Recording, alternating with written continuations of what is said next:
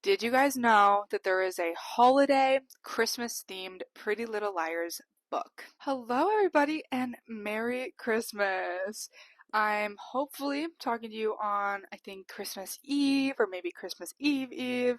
I wanted to get this up before Christmas Day because I posted my Halloween videos on Halloween and I noticed that not a lot of people had the chance to watch them, and then it's like Halloween's over, you don't watch it anymore. So I really hope that you are excited for this video because I am so excited for this video. So this is the Pretty Little Liars series companion book. Altogether, it is an 18-book Pretty Little Liars series. There's 16 books and 2 companion books, one of them being this one, Pretty Little Secrets, and then the other one being Allie's Pretty Little Lies, which is the prequel. When we do a twin switch video, I will be talking about that book. But I just couldn't pass up the opportunity. I wanted to do a video on this last year and it just never came up. I was having a really bad Christmas last year. But this year, the holiday season is alive and I have the script already written. So let's do this thing. I'm so excited. So this book is 4.5 in the series. It goes between unbelievable and wicked. A lot of stuff gets wrapped up in book 4, which is unbelievable. So it happens right before the new arc, I guess, of the series. When I reread this 2 summers ago now, I ended up reading it at the end. And I read it around Halloween time, and I kind of wanted to reread it this Christmas, but I just didn't have time because I'm rereading Twilight vlog up now, new moon vlog coming very soon. So you can read it after Unbelievable or really any other time in the series but read it after book 4, not before that, because you need the context. This book is very interesting in the sense that it's not set up like the other books. All of the other books, we have a mixture of the girls' POVs. We really go back and forth with the POVs, Aria, then Hannah, then Spencer, then Emily. Not in any particular order. Sometimes the order switches up, whatever. But this one, we literally have, each section, Hannah's section, then Emily's section, we don't go back and forth. We do each section. They're all holiday based, and there's not really any mention of A. We will talk about why. I'm going to do my best not to spoil too much from the series, but there probably will be some spoilers here and there, at least from the first 4 books. So if you haven't at least read the first 4 books, maybe save this video essay for after that. It's truly I don't know, this sounds so stupid, but I talk about this a lot on my TikTok, linked below if you're interested. And when I do post the Pretty Little Liars videos, it's so rewarding because I have people commenting on videos that I posted 2 years ago from the series. This is just a series that really brings people together, that people really love. I've reread it 3 or 4 times, and as an adult, it was still interesting. It was still fun to read. When Sarah Shepard followed me on TikTok, it changed my life. It means so much to me, and it's something that brings me immense happiness, and I'm just so happy to be here. I'm working on my notes for a Mike's Mike style video on everything that happened in the book series. This is actually the longest book in the series, coming in at 450 pages. I thought that was very interesting since it literally doesn't set up any of the series. Nothing crazy happens. It's all just happy, well, not happy vibes, but holiday vibes and cheer. The average of the other books is maybe a little over 300 pages. A lot of them are really quick and easy to get through. And there was times in this book, depending on the storyline, where I found it a bit boring and hard to get through. Some storylines were definitely more interesting than others, and we will obviously get into that. But I think talking about this book is super highly necessary since the TV show only gave us 1 holiday episode. Video on that already up. It was very fun to talk about, but it's just so interesting that she gave us an entire Christmas book. Sarah Shepard, I love her. This was written in 2012, back when life was good and easy and simple. There is mentions of A here and there, who A was revealed to be in the 4th book, but no A messages are sent to them throughout this book at all. It's canon and it fits with the timeline, but it's very kind of removed from the rest of the series. Each chapter is bookended by a long A message that isn't sent to anyone in the actual storylines. It's just you'll see. We'll get into that. I'll read them out to you. It kind of just works as a narration piece rather than actual messages being sent to the girls. And spoiler alert, I'll give you a second if you haven't read the 4th book yet. Mona has died, so A is presumed dead, but we are getting these book-ended narration stories by A, and it's almost as if, this new A, or maybe Mona, who knows, is watching them and telling the stories from their perspective, which I just thought of right now. I'm such a fucking genius. I don't know. There are a few trigger warnings I want to mention here. We have some self-image issues. We have some eating disorder issues. Have some animal cruelty and cheating. Yeah, if any of that is going to bother you, this isn't the book for you, and it's not the video for you. I mean, it's like pretty tame, but sometimes when you read like older material from like earlier 2000s or 2010s, you're like, what? Like, it's just so casual, you know? So it's definitely interesting to talk about that because I just feel like things are a lot different now and we're a lot more sensitive to trigger warnings. Our first little section is called Christmas Stalking, and it is spelled like a stalker, and we start off with a little message. Here is a pretty snow globe scene for you. It's December of Hannah, Emily, Aria, and Spencer's junior year. Snow is falling. I have a note here. This has a whole new meaning after reading The Ballad of Songbirds and Snakes because I had read that last winter, which by the way is a phenomenal book. Like, oh, coming back to the Hunger Games series with that book was amazing. Everything and more. But yeah, snow is falling. Love that. Blanketing Rosewood's perfectly manicured lawns and dusting the top of luxury SUVs. Christmas lights brighten every window, and cherub-cheeked kids are busy making their list for Santa. The whole town is at peace, especially the Pretty Little Liars. Now that Alison Dilaurentis' murderer is in jail and A is dead, they can finally relax. But little do they know that I'm going to pick up where A left off. I'm going to be the new A. We don't know who this is. And I've made a list of my own. Guess who's at the top of the naughty column? That's right. Hannah, Emily, Aria, and Spencer. And these liars have been bad. Hannah got caught shoplifting and totaled her ex-boyfriend's car. That did happen.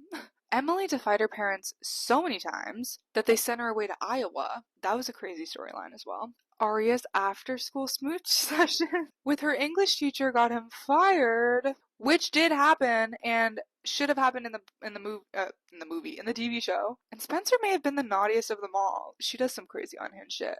Stealing her sister's fiance wasn't enough. Spencer also took her economics paper and pushed her down the stairs when Melissa had found out what she had done. The liars deserve coal in their stockings. Or worse. Luckily, I'm here to make sure they get what's coming to them. It's only a matter of time before the Pretty Little Liars get their hands dirty again, especially now that they think A is gone. So what trouble would they get into next? Well, I'll just have to lie low and watch. I'll watch and come to understand exactly what kind of bitches I'm dealing with. I'll find out everything, and once I do, I'll take them down. Let's start with Hannah. This girl's undergone some major upheaval. Her mom ditched her for Singapore. Her mom moved away, and her dad and his fiance moved in. Her estranged dad is moving in with his Stepford fiance and her perfect daughter, Kate. At least Hannah has a loyal boyfriend, Lucas. Or does she? Let the stalking begin. A. Ugh, I can't wait to talk about Lucas. I actually have a video coming out on Hannah and Lucas's relationship. And I really, really liked her with Lucas. Honestly, most of her love interests are very good and I enjoyed them in the book series. So maybe I'll do a video eventually just on like Hannah's love interests and maybe like all the girls' love interests as a whole. Part 1, Hannah's Pretty Little Secret. Unfortunately, in my opinion, this is the most boring timeline of all of them. So it kind of sucks to like start with this one. But I am just going in order of how the story was told. Also, what I don't like is that the girls' storylines don't really intertwine. And it's interesting because, like all this narration said, like they think A is done and dead, right? And so the second that happens, they kind of fall apart again. It's like when Allie died, they fell apart because Allie was the one holding the group together, and then they kind of only like became friends again when they were getting stalked and harassed by A. And that just goes to show that, like, you know, maybe there's a lot of trauma and they don't really want to be around each other unless necessary, and they kind of only like join forces when absolutely necessary, which is sad but understandable. And throughout the whole series, they describe each other as like their old friends too. Like they really only get together for like when it's necessary to hunt down A and stuff, and they do get closer throughout the series, which I really, really enjoyed. And I said in another video that I kind of hated that because we didn't get to see them as friends as much as we did in the TV show. And I think my opinion on that was solely because I like the funny, sweet moments that we get throughout the TV show of them being really close friends. And a lot of people commented that it makes sense that they're not close, and I agree. But what I love so much about this series is like the female friendship element to it. So I would have loved to see that more throughout, but I also think it was done in a very smart way where it naturally progresses throughout the series and they're like pretty strong by the end of the series. So that's my opinion on that. Like, would I have loved to see more female friendship from them and like more love for each other? Yes, but I think that on a first read, it might seem like they're not that close, but when you read more into it, like, not only do you understand why they aren't, but you do see that they care about each other. It's just probably a lot to be around each other. And at a certain point, if you're only getting together because you're being harassed, you probably wouldn't enjoy being around each other as much, you know? Like in the TV show, Christmas episode, for example, like they're having Christmas dinner together. In the book series, not only do they not all celebrate Christmas, but they're with their families. Like they're not thinking about each other really on Christmas. And I think that's very understandable, especially now that like their trauma they think is over with, you know? Chapter 1.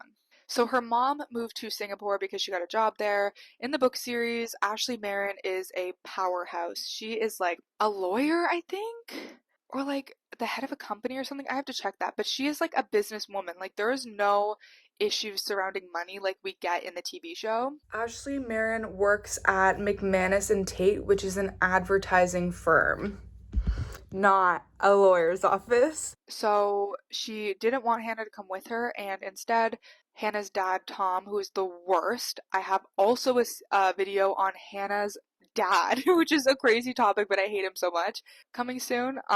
He is moving in with Kate and Isabel. I also want to do a video on Hanna and Kate because it's done so well in the book series, the way they progress, the way they go back and forth, the way they're like enemies to friends. It's done really, really well, and I do love Kate as a character in the book series in a way that like was not done well in the TV show at all.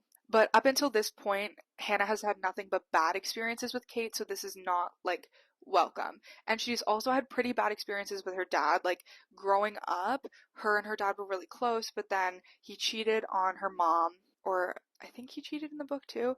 Anyway, like started getting with Isabel and got more important things in his life, like this new stepdaughter and like running for Senate and stuff, and isn't really there for Hanna ever. So she's been trying to like get this relationship back, knowing that it's just never going to be the way it was. But at this point in the series, she's really trying to be close with her dad. So she sees this as a little bit of a positive, but having Kate and Isabel there is really a negative for her. She's going through her dad's stuff when she finds her grandma's locket. Apparently her grandma died and she's been wondering all this time where this locket had gone to. And she's also sad because it's like in this little box and it looks like maybe he's going to give it to Kate or Isabel for a Christmas present, and obviously this means something to her, so she's already, you know, he's just moving in and she's already sad. Her dad is really trying hard to bond Kate and Hanna together, suggesting that they should go to this like new mall that just opened up. In front of him, Kate goes along with it, and then Hannah's actually like, okay, yeah, like, you know, maybe this will be fun. The thing about Hanna is she will hate somebody if they're mean, but the second they start being nice to her, she's very, very forgiving. She's very naive and innocent. But then Kate's like, you really thought I was gonna go with you? Like, that was obviously just a show for Tom. Like, we're not gonna hang out. She is so mean to Hanna, like so mean. I think in the TV show she's a lot more headstrong, and I like her character in the TV show a little bit more. The thing with book character Hanna is she's insecure, and she's always been insecure, but she never grows out of that. Like in the TV show, you know, we see her insecure past and we see like how Allie treated her, but we see her grow and we see her become a lot more fierce, and in my opinion we don't really get that in the book series as much. Like she's even very insecure in there's an audiobook that came out in 2023 of them 15 years in the future, and she's still her old insecure self, but I think she does learn and grow a lot more in that book than ever before, which makes sense because she's a fully fledged like grown adult at that point. But so the Hanna Kate feud continues. Chapter 2. Hanna and Lucas are hanging out when he randomly says that he's going on a 14-day vacation with his family and he's leaving tomorrow. Like, okay, let's just spring that on me real quick. That's crazy. So in the book series, Hanna and Lucas do go out. And they're very, very sweet, and I really like him as a character and a love interest, but the way he treats her in this book is something strange. Like, it doesn't feel like his normal character. Like, he was so sweet in the other books. This feels like a different bitch. I don't even know. Hannah's bummed because she really wanted to hang out with him over the break. The Roomsons are the family that he is traveling with. Out of nowhere, they show up. Brooke is an overly tan teenage girl and part of this family. She's skinny with teased black hair and wet-looking red lipstick. As soon as she sees Lucas, she calls him Lukey. Lucas's reaction is, and I quote, "Whoa, Brooke, you look different." Uh-huh. Mm-hmm. Sorry, it would be over. Like, that, no, try again. Like, what? The storyline really angered me because it seems like he's so unlike himself in, like, a dense way. Like, he used to be so thoughtful and, like, very boyish, but charming and thoughtful. And he just, like, doesn't have a clue in this book. Like, I really don't know what happened here. He was written more like Aria's brother Mike than Lucas, in my opinion. Brooke's mom laughs and says, like, I always thought these two were gonna get together. Girl, read the room! Chapter 3. After the horrible experience, Hannah goes home only to find a ton of people in her house. That would be the final straw for me. She feels really insecure because she's in, like, her ugly sweats, and everyone there is all dressed up, like, for a Christmas party type moment. Kate pretends that she forgot to tell Hannah that her mom celebrates the 12 days of Christmas, kicking it off with a huge party. This is confusing for Hannah because her and her dad are Jewish, and they don't even celebrate Christmas. Hannah sits on the stairs and eats 6 cookies. Though Hannah's eating disorder is not always touched on in the best way, like explained in the best way in my opinion, I do like this storyline because it's very real and relatable, and I honestly wish they hadn't brushed past it so quickly in the TV show.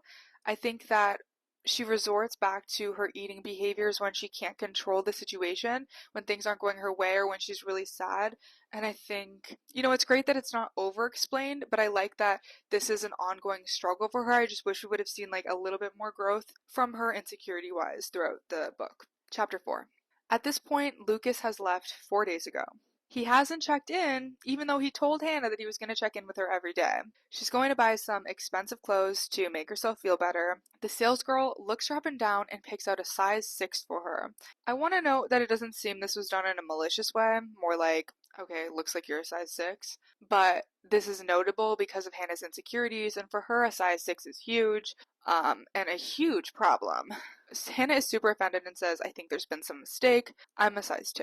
The salesgirl then brings her a size 4, and it doesn't fit her, which I think is interesting because, like, girl, what size are you wearing right now? Like, what are you wearing right now? So she tries on the size 6, and it turns out that even the size 6 is a little bit tight on her. Okay. This then triggers her to start picturing her old self, who is very overweight, but, like, she was a kid. Like, come on, girl. I want to say, like, grow up, but she's literally in high school. Like, this is very understandable. Chapter 5. Feeling super insecure, Hannah decides to go to the gym. Some guy comes up to her named Vince, who she thinks is super duper hot. He says that he's doing this, like, holiday fitness retreat situation on exercise, nutrition, and mental wellness. She assumes that he is flirting with her, and since she's mad at Lucas because Lucas still hasn't contacted her, which I would be pissed about too, honestly, like, have a good time, but if you say you're gonna, like, message me, like, are you there safe, like, is everything okay? And she's insecure about her weight now, so she decides that this would be a great idea, and she's going to do this over the holiday season. Chapter 6. When she goes to the class, she realizes that it's full of a bunch of, like, normal-looking people, which I guess is surprising because this Vince guy is really hot. She deems all of these people unattractive and overweight. See, this book is a little bit intense. Like, okay. This makes her upset because she thought this whole thing was like her joining a class of glamorous fitness junkies like her. Vince then tries to give her an oversized t-shirt that says, "Get your butt in gear" on the front and "Holiday Fitness Boot Camp" on the back. She hears a high-pitched giggle, which in this book series is like the signal for A. So rather than like seeing a flash of blonde hair or like, oh, I guess sometimes they do see that. Or, like the way they like know A is around in the book series is a high-pitched giggle. This is odd because we all know who A was, and A is dead. Oh, and a figure does slip around the corner with blonde hair, so interesting. And because in the first, like, part of the series, whenever they saw, like, this blonde hair, they always thought it was Allie, right? But Mona actually had blonde hair in the book series, and I thought this was very, very interesting. Like, the similarities between Mona and Allie are very interesting because in the TV show, we're so, like, zoned in on, like, how Hannah had a glow up and she kind of looked like how Allie looked, but Mona looks a lot like Allie. And actually, I think she gets mistaken for Allie at one point in the book series. I don't know what book that happened, and I swear it happened sometime. So she's worried that someone is going to see her with all of these fat, ugly people, and she decides to run away. Vince runs after her to figure out what the problem is, and she says she doesn't want to be a part of it because it's a class full of fat people. Okay, girl, like, at least you're straight to the point with it. I don't know. Vince is taken aback by this comment because it's a crazy thing to say, and Loki starts using reverse psychology on her. He says, not everybody is cut out for this class, point blank, period. You have to really want wellness. You have to really be ready for it. Now, because Hannah is always ready to prove herself to somebody, she decides to rejoin the class, which is crazy. Imagine going back to that room full of people after that. No way. Chapter 7. When Hannah gets home, all of the Christmas decorations are gone. They're cooking potato pancakes and the menorah is lit. Her dad says, Happy Hanukkah, which is totally cute, even though, again, he's one of the worst characters in this entire series. He says that he really wanted to celebrate their holiday with her in case she felt like sad or weird about having to celebrate Christmas this year. After dinner, Kate and Hannah are doing the dishes together, and Kate asks Hannah where she's been. Hannah avoids telling her about the fitness boot camp because this is obviously, like, embarrassing to her, but it's super clear that Kate is, like, a little bit onto her and can tell that she's hiding something, so something is gonna happen with this, for sure. Hannah then tries to turn it back on Kate and is like, are you hiding something? Which we will also get back to. Then Kate gets really weird and she's like, no, I'm not hiding anything, like, very suspicious. Chapter 8. Hannah is flirting with Vince by letting him stretch her body out. Then this girl named Dina comes up, and she's like, can you do that for me too? Super dirty undertones to this for sure. And this is the start of a little rivalry between Hannah and her. Hannah always has to have a rivalry with a woman, which sucks because I love girl friendship. Hannah is always getting played by someone. Like, whoever she has in her life, man or woman, she's just like, she gets got every time. We'll get into that. But that happens a lot in the series too. Like, she'll start trusting someone. Well, I guess it happens to a lot of the girls, but it's just like really sticks out for me with Hannah, for sure. So at the end of class, Vince is partnering everybody together, and obviously he partners those two girls together because why wouldn't that happen, right? Chapter 9. Hannah is at the mall again when a guy dressed up in a Santa Claus suit hits on her. This is not super important right now, but it will be important later, and it will also be important in another storyline. So even though the storylines don't, like, the girls don't hang out with each other, there are, like, certain details that connects the storylines together, which I thought was smart, and I enjoy those. They're like little Easter eggs. She meets up with Vince, and Vince tells her that this creepy Santa is, like, really creepy and always hitting on young girls at the mall. Okay, call the police. Hello? Vince is also drinking something called Amino Spa, which apparently he sells on the side. This will also be important later. Hannah's also reflecting on the fact that she just saw a picture that Brooke posted online. It's her and Lucas on the beach. They have their arms around each other and super big smiles on their face, yet she still hasn't heard from him. This is where Hannah decides, you know what? I have a problem. I'm just going to trade Lucas in for Vince, which is kind of diabolical, but, like, I would be fucking pissed too. Like, I don't know. But she's going a little bit far. Like, you can't, like, wait till he gets home and just break up with him, you know? Chapter 10. I have this chapter starred for some reason, God knows why. I don't remember, I wrote this script last year. Vince tells Hannah that he's going to be wrapping Christmas presents at a shelter, so she shows up there. Oh, guess what I'm doing today too? Girl, can you be any more obvious and suspicious? Come on. But apparently, Dina also had the same idea. She also heard that he was going to be there and she also showed up. I really don't like this character either. She's annoying. Hannah is flirting up a storm with Vince and she asks him to go out, which he is interested in her. But when she suggests that they go out on Wednesday, he gets really weird about it. Here's the exact quote from the book. The light faded from Vince's eyes. I can't Wednesday, he said, avoiding eye contact. Okay. Yolanda, a woman who also works at the shelter, tells her that he carols every Wednesday, but that he just gets weird about it when it comes to girls. Okay. What? And what does Hannah do? Hannah decides that she is going to go Christmas caroling, of course, to win him over. This is Hannah. She is a pick-me girl. Okay, I love her, but she's a pick-me girl. She's insecure. Like, she will do anything for a man. Honestly, all of them do the most for men, except for Emily. She doesn't really. She'll do the most for a woman, I guess. Anyway, chapter 11. Hanna is shopping at the mall. Why is she always at the mall, girl? When she sees this gorgeous emerald green Elizabeth and James wrap dress. She is just about to grab it when Dina snatches it from her. This part gets a little bit unhinged, I'm not gonna lie. It's a size 4, so which apparently she's lost weight and is a size 4 now. But she's like, this is a size 4, this isn't gonna fit you, to Dina. And the way Dina is described is like curvy. And now I'm starting to think like, girl, are you describing me? Cause like, hello? Like, the way they're describing like a size 6 up woman is crazy. Crazy. Like, she's written as if she's like some huge woman, which I didn't really feel like was necessary to mention until this happened. But like, just because like Hanna is stick thin, whatever, let's move on. Dina says, no, this is my size, and they get into a literal physical fight over this, okay? They head to the change room together when they hear someone like making out in one of the stalls. They can tell that one of these people are the creepy Santa man from the mall. And then Hanna sees that the girl is Kate. Fucking Kate. Which is crazy because Kate is so prim and proper, but like she keeps running into these issues with men too. Like there was another storyline where like Hanna thought she had an STD because she like hooked up with this guy and like something bad happened. I feel like Kate pretends to be like so put together, but she also makes some odd decisions when it comes to men. Girl, don't worry about it. I feel you. Anyway, Hanna takes a picture of her and then her and Dina start laughing, so this is a bit of a bonding experience. Laughing at someone else. Amazing. Chapter 12. Dina and Hanna decide to go out for drinks together, and Dina admits that she used to know Alison. Apparently, Alison used to call her Dina Vagina. Okay. She also tells Hanna that she is way too strong to have dealt with Alison as a friend.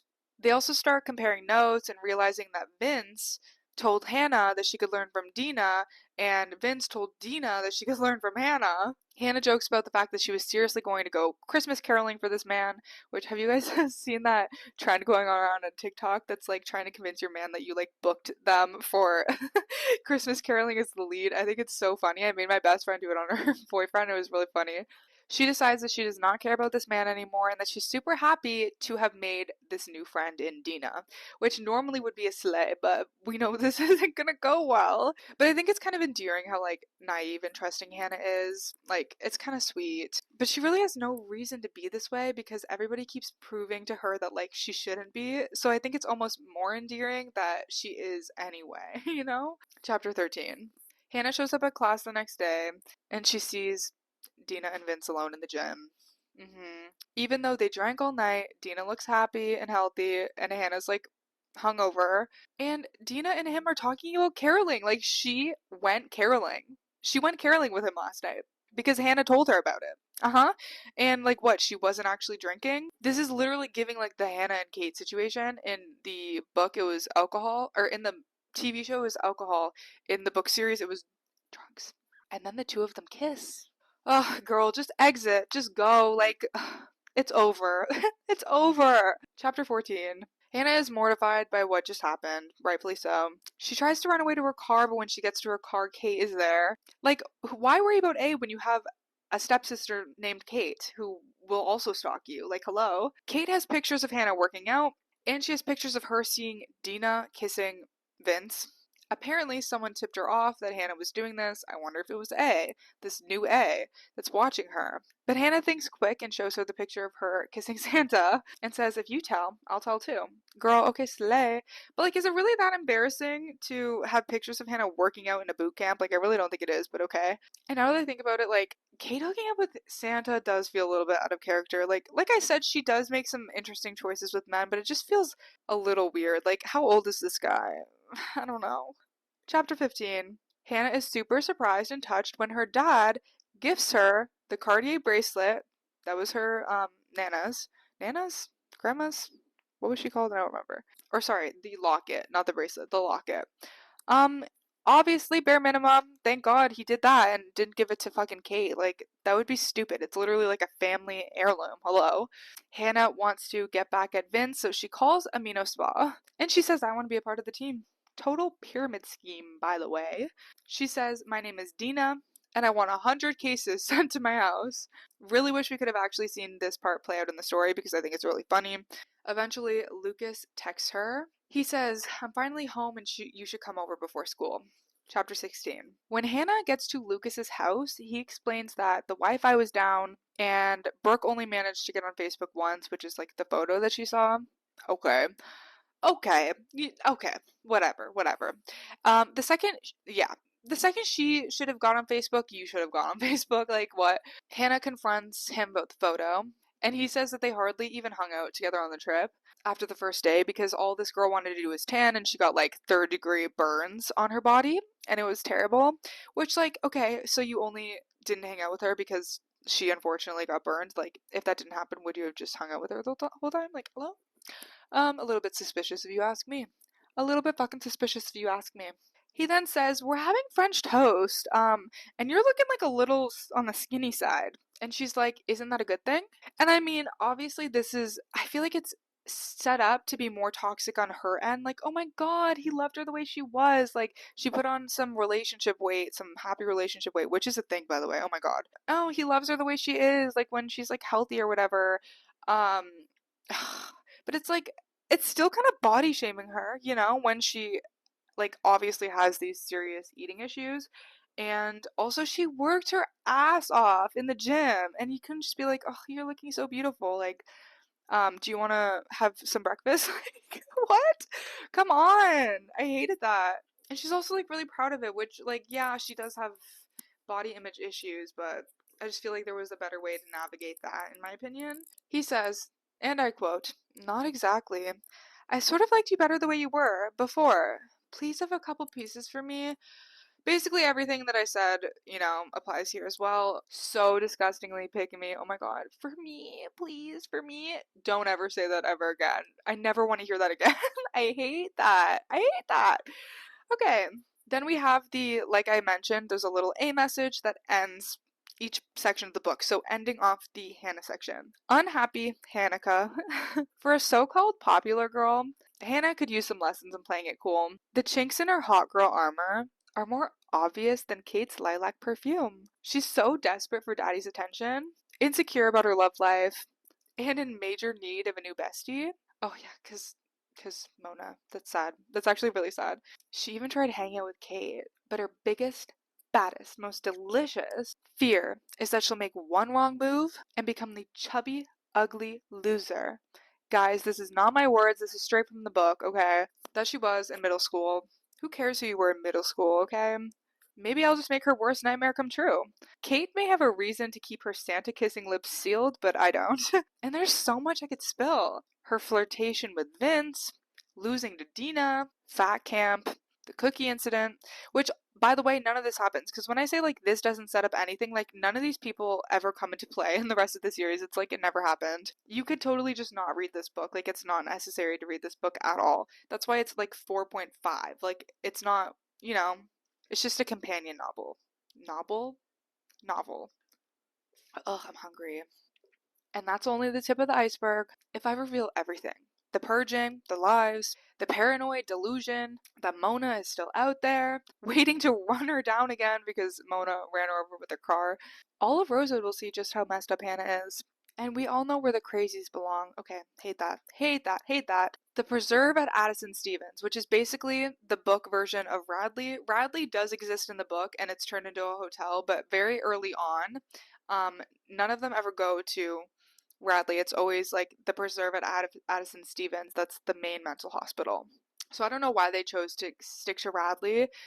Maybe just because it's a better name in the TV show. That would be a good, fun topic as well for like a book movie comparison. I keep saying movie, book TV show comparison. Enjoy your size 2 jeans because a straight jacket is one size fits all. 1 down, 3 to go. Now on to little Miss Emily Fields, who's stuck in snowy Rosewood, which, by the way, Hannah's also in Rosewood, okay, with her Christmas-loving family. So this is where it gets very Christmassy. This is a very, very, very Christmassy chapter. And while Emily may be decking the halls and full of good cheer, her Christmas is about to get a lot less merry. Ho, ho, ho! Okay, I'm going to end this part now because I'm hungry. I'm literally about to pee my pants and I'm wearing jeans and I want to get this makeup off my face. Like, I just want to wash my face. So I'm gonna end this part here, but I just want to plug my ASMR channel right now. You guys, I did Vlogmas, so if you're looking for some Christmas themed ASMR videos, if you like ASMR, go over there. It will be linked in the description. But okay, I'll be back later. Hello friends, we are so back and we are going to talk about the last 3 girls and their Christmas slash holiday dramas. I think my camera's a little crooked. Okay, that's better. Today, the Christmas mug is the gingerbread house mug. We love to see it. I hope everybody is having a really amazing Christmas season, and that if you're not having an amazing Christmas, that this video brings you a little bit of joy, at least half as much joy as it's bringing me. Let's get into it. Part 2, Emily's Pretty Little Secrets. I personally liked this storyline the most out of all of them, which is interesting because I feel like Emily's stories normally fall a little bit short, and maybe that's just because she's not the most interesting liar. It's not that she's not interesting, and it's not that her storylines aren't good. Her storylines just normally feel a bit repetitive.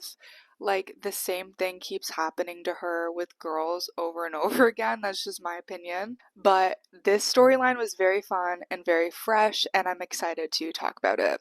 Chapter 1. Emily is staying home for Christmas, and with a really weird start to this section, Emily and Aria actually accidentally meet in Alison's backyard. So I know I said that they don't really hang out. They don't really hang out. This was an accidental encounter and just like a very weird way to start this holiday section. Apparently they both go there sometimes because they both miss Allie, but we know that Emily misses Allie more because Emily's like in love with her. But both of them are too afraid to actually go back to where the gazebo used to be.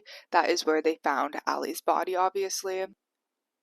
But I will admit, when it comes to missing Allie, it is strangely Aria and Emily that do most of the missing. I feel like Spencer and Hannah both felt more threatened by Allie when she was alive, and that really translated into them like reminiscing and missing her. I felt like we surprisingly saw a lot from Aria. Chapter 2. Emily goes home to find her mother freaking out. Pam is an interesting one, okay? Pam is so much worse in the book series than she is in the TV show. It's basically like if she never learned from her mistakes and never really accepted Emily, that's the Pam that we stick with. And even worse, on top of that, her dad is terrible as well. Like, at least we have that wonderful man in the TV show. Like, the relationship still does get progressively better throughout the book series, but it just like they treat her so terribly for every wrong thing that goes on. Like, Emily will get stalked and almost killed, and then her parents will be mad at her for like one thing that she did wrong and like, you know, ignore her and not talk to her. Like, it's very, very odd toxic behavior coming from parents rather than like just disciplining her and showing her that she's loved no matter what. They really like make her feel terrible about herself and about everything that she's ever done wrong. And it's really heartbreaking to see. Like, from an emotional standpoint, I feel like Emily has been through the most, and we definitely see that take its toll in the last couple of books. I'm not going to spoil it for you and say why, but the baby Jesus has been stolen. Yes, the baby Jesus from her mother's nativity set has been stolen.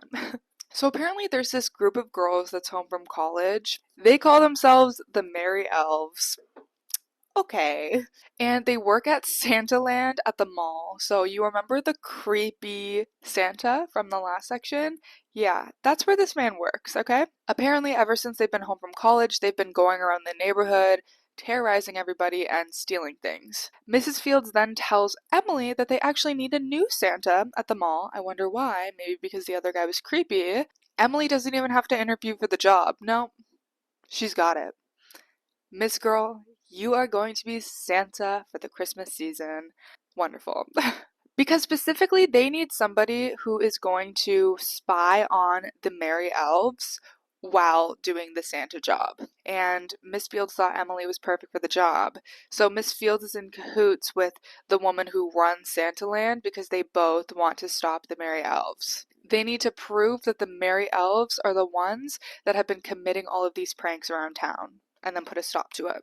And I think this just goes to show like what kind of person everyone believes Emily to be, because she does all these crazy terrible things and she has like such a conscience, but when it comes down to it, she's really seen as this like innocent girl, and maybe that's why her parents go so haywire when something goes wrong, because it like challenges their view of Emily. It's like, oh, she's not this like sweet innocent girl. She actually did something really crazy and really terrible. So let's just ignore her for the next couple of weeks, you know? And what the like crazy and terrible thing is the fact that she's gay. No, she actually does do some crazy stuff, but regardless, I feel like rather than treating it as like lessons that need to be learned, they treat her like she is Satan himself. So Emily takes the job without really saying anything or complaining about it, because Miss Fields has actually just come around to the fact that Emily came out as gay and she doesn't want to mess things up with her mom. So at this point, things are fairly okay because Miss Fields had her whole meltdown about the gay thing and we're moving on up. So she thinks. But if Emily does anything wrong, she's afraid that her mom's just gonna flip on her, which is like, that's so sad. That's so sad. Emily is scheduled for a shift at Santaland tomorrow. Chapter 2. Emily goes for her first shift at Santaland, and the merry elves are very bitchy to her. One of them, named Sophie, confronts her and is like, look, we have this really good thing going here, so you better not get in the way of that. Chapter 4. The girls make fun of Emily for being Santa and then basically refuse to work and do anything, so Emily's just doing everyone's jobs, like cleaning up after kids, etc. Then they happen to drop or knock over a bottle of Amino Spa vitamin drink. And the Amino Spa Easter egg thing is so weird. Like, remember, that's the drink that Vince was like in a pyramid scheme on, because there's no point to it. I was really waiting for like all the dots to connect on this. Like, why is there Amino Spa in like every section? But there's really no point to it. Like, this isn't a marketing scheme. This isn't Sarah Shepard trying to sell a drink called Amino Spa. This has no meaning in the rest of the series. Like, it was just a plot device meant to connect the sections together, but I feel like we could have done something more meaningful. Like, it could have been an A message, or I don't know, like maybe like them all finding out something about Allie, like something that could mean something. And I know it's supposed to be separate from the rest of the series, but it could just be something that means something in this book only, but still be meaningful to the plot. You know what I'm saying here? One of the girls named Cassie was gone for an hour-long lunch break. She gets in trouble, but when she comes back, Emily decides that she's going to cover for her. She tells Miss Merriweather, this is the woman who's in charge, in cahoots with Mrs. Fields, that she asked Cassie to go find a new Santa hat for her because hers is itchy. And this itchiness will actually come into play later. Just you wait. Cassie is so grateful for what Emily just did for her that she invites her to a party at her house tonight. So Cassie is kind of nice, but just not nice enough. Chapter 5. Emily sees a flash of blonde in the cornfield behind her house. So we also have this theme going of like them thinking they saw A, even though A isn't really involved in their storylines. I guess sort of hinting at what's to come in the rest of the books throughout the series. So Emily decides to go to the party, partly because her mom really wants her to bust these girls. She sees the girls, she waves at them, and they look straight through her like she's not even there, which is obviously so mean. She goes to leave and she goes up to the girls and is like, thanks for inviting me, in a super snarky, sarcastic tone, because she's like, what the fuck, why am I even here? Cassie says, who the hell are you? Emily answers, you know who I am. I'm Emily. You invited me. Emily Fields? Santa? So this girl Cassie is surprised because she didn't know Emily was Santa. I guess they didn't bother to see who was in the Santa suit before inviting her to the party, and then joked that she should have brought her hat so that they would know. So I do think that was kind of funny, and I also didn't see it coming because I was like, damn, why are they acting like that? Like, that's so mean. But I guess that makes sense. But throughout working there, she never took off the Santa beard and hat. Like, Cassie then asks her to come hang out with them. Chapter 7. Cassie asks Emily for boy advice, and all of the girls talk about their various boy problems. I feel like this is brought up to be ironic because Emily just went through this whole coming out as gay situation, but then it's kind of funny knowing what's going to happen later on in the book series, which I'm not going to spoil for you. Ugh, I have thoughts. So Emily's actually feeling very involved and having a lot of fun with these girls. Uh-oh. She misses having a group of girlfriends, so she's feeling very nostalgic over like when Allie was alive and when all of them were best friends because they're just not as close anymore. They then have her light a firework, and this causes her to remember the Jenna thing. But her lighting the firework helps them trust her more, you know? But when she asks them if they can do this again sometime, Cassie says, "We'll see about that, Santa." Chapter 8. The next day, Emily's wondering, like, why were they so welcoming one second and then so cold the next second? Miss Fields suspiciously asks Emily to skip 8th period, which, by the way, can we talk about the American school system? This is crazy to me. 8th period? 8th period? I'm Canadian. Our high school system is just not set up the same way. Like, we have 4 periods. Okay, we have 2 semesters. You take 8 classes a year. You take 4 classes a semester. 8th period is crazy to me. Anyway, Mrs. Fields wants her to skip 8th period to go get a manicure with her, which is very out of character for her because she's so goody two shoes, like, can't miss school. Is she even the type to get a manicure? Honestly, maybe, because she's kind of like housewife vibes. But remember, this is the woman that sent her away to her strictest family member in Iowa to a farm when Emily came out as gay. When Emily is getting a manicure, the manicurist is like, "What's all over your arms?" There are these weird red bumps all over her skin. Remember, I said the itchiness was going to come back and play. Mrs. Fields is like, "Oh, don't worry about it. This is probably just the new detergent I've been using." They start talking about the Merry Elves. And Emily says it kind of seems like the girls pull pranks for attention, and obviously she knows this now because she got to know the girls and some of their various family problems, which I'm not going to go into detail about because it doesn't really matter. Emily also picks out a clear pink nail polish. That's the polish that she picked, okay? Let's remember that. That's the polish that she picked, okay? Mrs. Field says, "Yeah, but did you find about the pranks themselves?" She doesn't give a fuck about why they're doing the pranks. She just wants to put a stop to the pranks altogether. Mrs. Fields also says that Emily needs to work hard to gain their trust.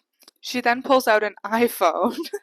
An iPhone. She says that all of the people in the church chipped in to buy her this iPhone. I don't even know what kind of phone she was using before, like it must have been a flip phone or something, so that she can film them because it has video capabilities. Okay. Honestly, that's just too good. I fucking love that shit. Like, yes, girl, let's get into those video capabilities. She then also admits to Emily that she's so bent out of shape about this baby Jesus thing because baby Jesus was worth a lot of money and she was planning on selling the baby Jesus to be able to afford Christmas presents this year. Obviously, that does change things a little bit. That puts the money thing into perspective, but Emily does have a lot to say on this later, so I'm just gonna let her speak on it. Chapter 9. Are you ready for this? Are you ready for this? Da-na-na-na. Emily is checking out her festive red nails. What happened to the light pink nails? Did you pick out light pink nail polish or festive red nail polish? This is what we want to know, because something's not adding up here. Something's not fucking adding up here. Plot hole! Okay, so all of the merry elves show up at work. They're making jokes, wishing that they didn't have to be there. Emily then takes it upon herself to tell her boss that she found a bug in her beard, which is absolutely the perfect lie because she was telling her the other day that her hat was itchy, remember? And apparently she already had this planned out because she was reading up on ticks the other day. and she knew to tell Miss Merriweather that she saw this reddish-brown oval-shaped bug. Miss Merriweather obviously freaks out. She's like, it sounds like a bed bug. Emily takes it a step further and shows her all the red bumps that she has on her arms. Makes it seem like she's been bit by this bed bug, or bed bugs plural, who knows. But honestly, how gross is it to wear a mall Santa suit that like some creepy old man was wearing? All the families that were trying to get pictures with Santa run away, and the mall literally gets shut down to deal with this problem. And honestly, yeah, Emily is seen as the chill one, but she like almost accidentally does these huge things, like these small things that turn into like really huge problems and just spiral out of control. I don't know. It's always kind of without malicious intent, but it just goes way too far. Miss Merriweather tells the girls that they have to leave because Emily found a bed bug in her beard. And then the girls are really happy and ask Emily to come and celebrate, obviously. So they just know she's lying. They're not worried about the bed bugs at all. Chapter 10. Emily has to teach herself how to use the camera on her new iPhone. They all go to someone's house to mess with the decorations, but then across the street they see that somebody's having a party, and there are some strippers in the window. The girls go over to the window, and Emily takes it upon herself and her new iPhone to take pictures of all of the women in the house who are watching this male stripper perform. I'm really not sure why she does this, why she cares about this. Like, girl, you have one mission, and the mission is to bust these merry elves, not to take pictures in people's homes of people that you don't know. Like, I just don't understand why she would do that. Obviously, it's going to come into play later. Regardless, this really impresses the girls, and they are so sure that she is one of them and they can trust her now. And that she is not a narc, specifically. So they're talking amongst themselves, and they're like, maybe we should let her in on, you know. Emily just really wants to be friends with the elves at this point, because she is desperate for girlfriends, apparently. So she says to herself, forget about baby Jesus, I'm going to the dark side. Okay, girl, slay. Like, but it's just interesting how I'm sure she's justifying it to herself, like what she can tell her mom, how she can let her mom down easily while also keeping this friendship. But for someone who is so worried about her mom not being mad at her, she is not so worried to do the right thing in the situation. Like, she's not just going to do what her mom wants, she's going to do what she wants first and foremost. Also, some of the lines in this book are just so funny and dramatic. Like, imagine thinking to yourself, I'm going to the dark side. Like, yes, yes, girl, yes. Chapter 11.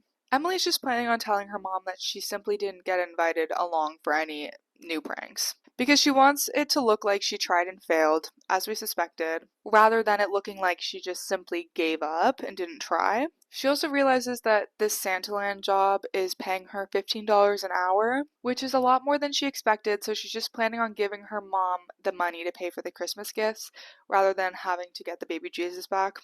$15 an hour is interesting. I really wonder what minimum wage was around that time. 2012. And which state is she in? Where do they live? They live in Pennsylvania? Is that where they live? They live near New York, right? Anyway, I almost for real just said, oh, Forks, Washington. Twilight on my mind. Twilight on my mind.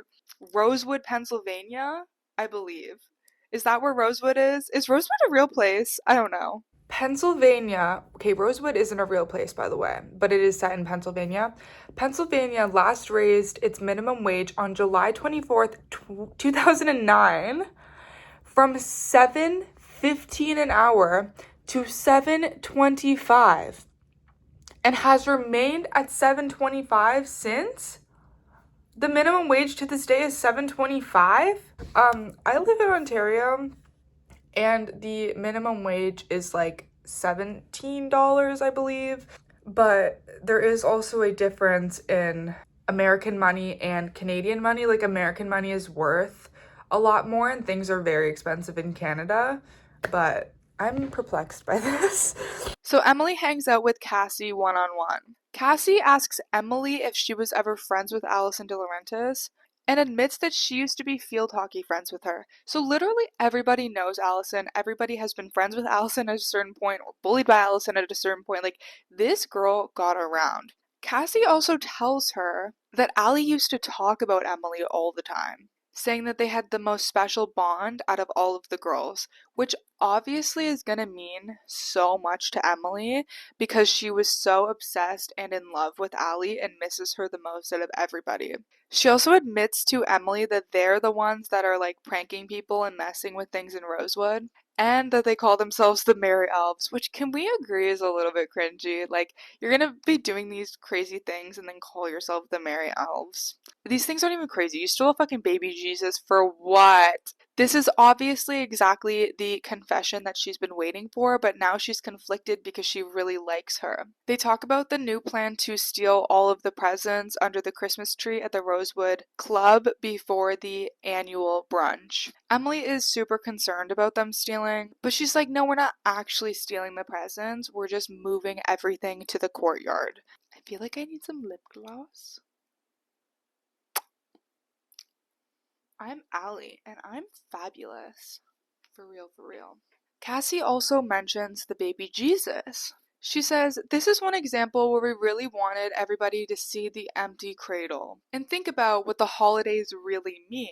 The pranks aren't to ruin people's holidays, but to draw attention to the commercialism of Christmas. Emily really likes this thought process. She feels like her mom is so worried about the holidays and the gifts that she's not focused enough on just having a happy, healthy family, which does make sense because Emily's been feeling so neglected and like she's walking on eggshells just for her mom to be happy with her, which isn't a great feeling, obviously. She wants her mom to focus more on what Christmas should really mean. Chapter 12. They take all the presents outside and then they take a group photo, but out of nowhere, they hear someone screaming, saying, "Get on the ground!" The police are there. The police are there. It turns out that it was also Miss Fields and Miss Merriweather. Chapter 13. Emily tries to go with the girls, but Emily's mom stops her. She's like, duh, you can come home with us. You're on our side. The realization strikes each girl at once that Emily really, truly was a narc the whole time. But Emily swears to them that she didn't tell anybody what they were doing. That's when Miss Fields admits that she was tracking Emily's phone the entire time, so they knew where to find her. The iPhone. The real reason for the iPhone. Emily then freaks out on her mom in front of everybody and asks her why she cares so much about baby Jesus. Why do you care so much about making the holidays picture perfect? And okay, I understand what Emily's trying to say here. I even understand where it's coming from. But imagine your baby fucking Jesus got stolen out of your front yard. I'd be pissed too. I was planning on selling the baby Jesus. I want to buy my kids Christmas gifts. Is there really anything wrong with that? I want to get to the bottom of the people who are pranking the neighborhood. Maybe I'm just getting old. I do think that I would be on Mrs. Field's side in this one, I have to say.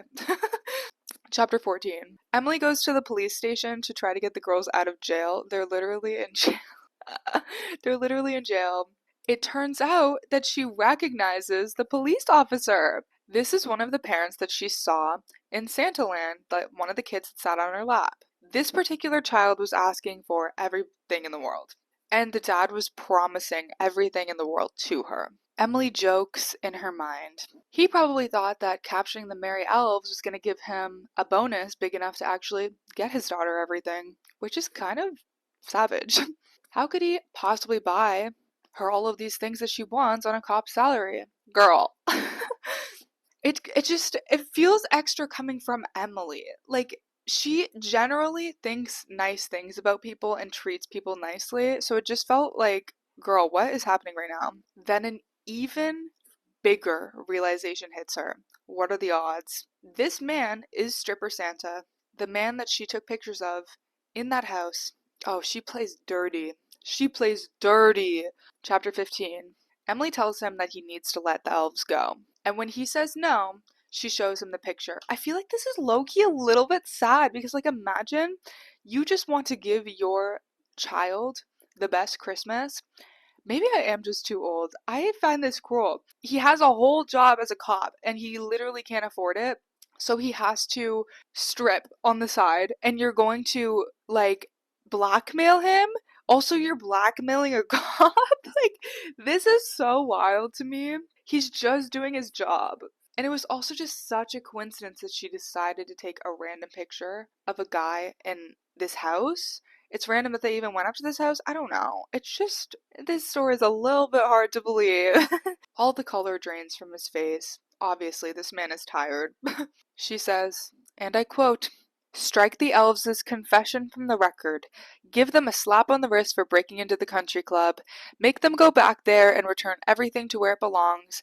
But say you have no evidence about the other pranks and can't charge them. Let them go free." I don't really think that's how it works, girlfriend. But with all the shady police work that goes on in this town, it quite literally might be that easy. So, go off. She also tells him not to tell the girls that she was the one that got them released, because she hopes it could be an anonymous gift to them for the holiday season, to make everything up to them. I don't know how it's necessarily going to make everything up to them if they don't know it was you, girl, but okay, go off. Chapter 16.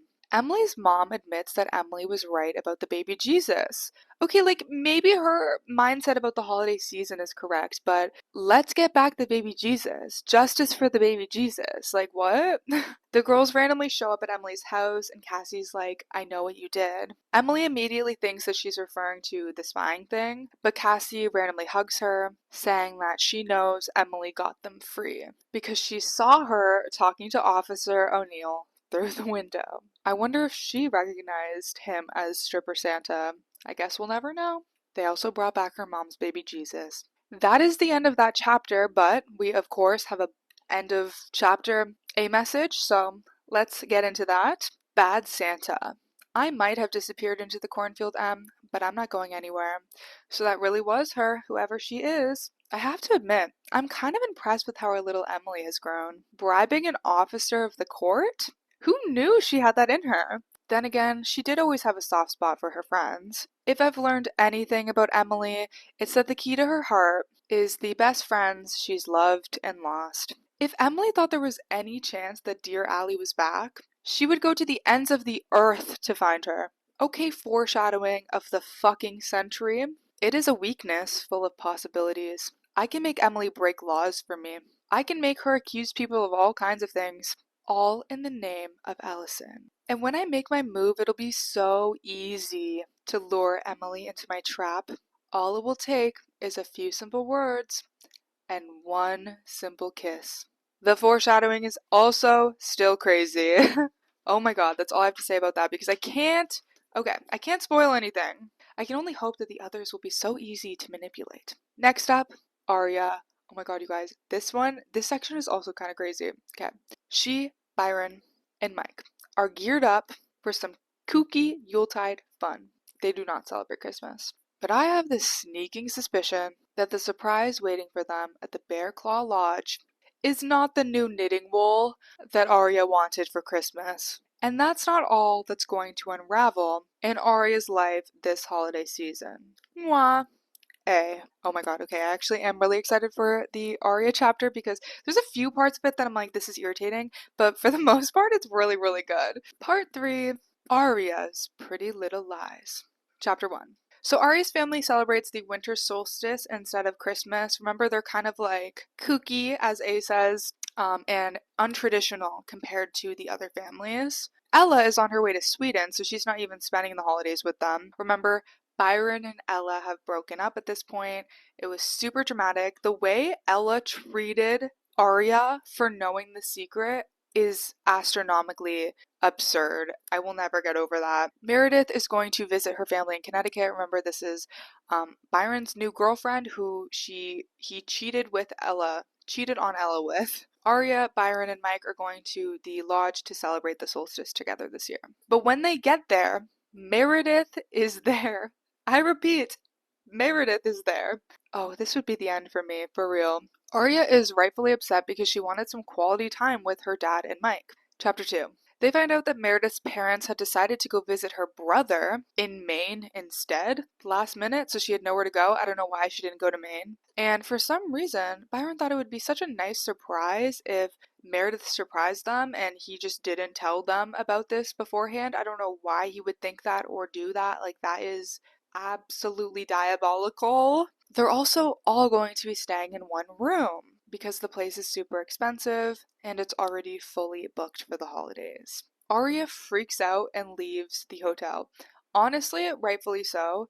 Imagine your dad has been cheating on your mom for years. You find out about it. You keep it a secret. Your mom gets mad at you for this and kicks you out of the house. You go on vacation with your family and this bitch is there? And your dad thought it would be a good surprise? No. No, no, no, no, no, no. No, no, no, no, no. Chapter 3. Aria literally gets a Greyhound bus back to Rosewood. That was it. That was all we got from the lodge. Honestly, it would have been such a fun, snowy, Christmassy atmosphere to have gotten more at the lodge, but no, that's all we get. Okay, this is honest to God how we're finishing the video because I am tired. Like, I have had a day. I just want to finish off this video strong. I couldn't take the makeup on my face anymore. We're breaking out like crazy, and you know what? We move on. Let's do this because acne doesn't control our lives. Okay. So when Aria gets home, she notices that she had a scrapbook on her desk that has been placed on her bed, and that is obviously very suspicious. This is a little nod to A, like, oh, was A in her house? We don't know. Again, my camera is crooked. Suddenly, she notices that somebody is wiggling the knob on her front door. Freaking out, she calls 911, obviously, but she notices that the voice outside the door sounds oddly familiar because it's Icelandic. And remember, she spent multiple years in Iceland with her family. I'm pretty sure she was away for 3 years in the book series versus the 1 year in the TV show. This man is calling out her name, so obviously she's like, okay, obviously I know this guy. It's her ex from Iceland. I have no idea how to pronounce the name, so we're just going to call him Hale, okay? Chapter 4. Hale explains that his plane was rerouted on the way to New York because of bad weather. Aria reminisces on the fact that he was her first kiss ever in a hot spring in Iceland. Their relationship only ended because he got a scholarship to a boarding school in Norway for architecture.